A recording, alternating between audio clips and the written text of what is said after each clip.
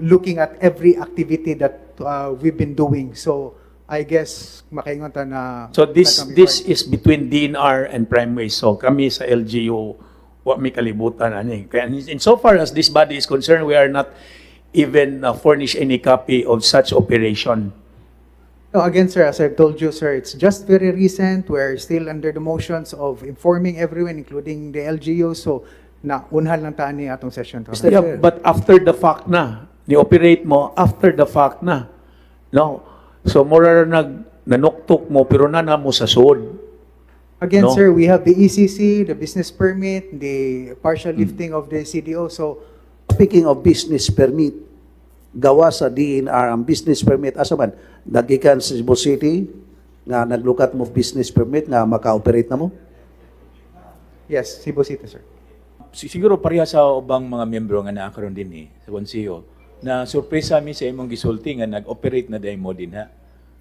No, sa meaning nagdawat na mo mga basura although gikan kani sa mga pribadong establishmento, no.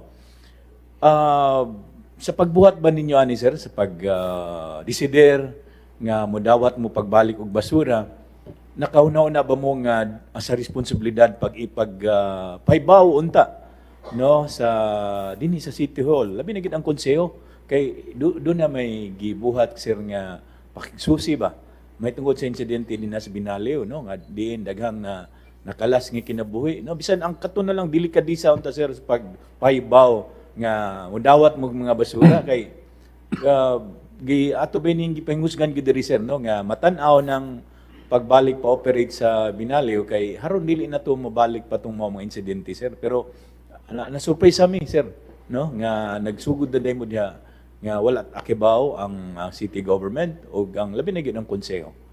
So akong pangutana karon wa ba gyud ninyo ma-discuss nga atong kinahanglan nga atong paibawon siguro no kay stakeholder man ta dinhi sir no na dinhi ang pangagamhanan nga nagdumala unta agi dinha no nga wala nay mahitabo pang mga kadaot dinha sa Binaliw sir.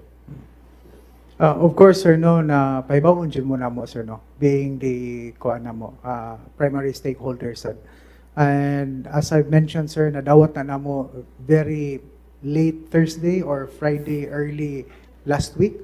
So it's like Saturday, Sunday, Monday. So 3 days na dyan na siya. But we really have this plan to inform this August body na about this activity. But kami lang with all the business permits that we've got, the ECC, which I understand that you've been also provided from the DNR, it's very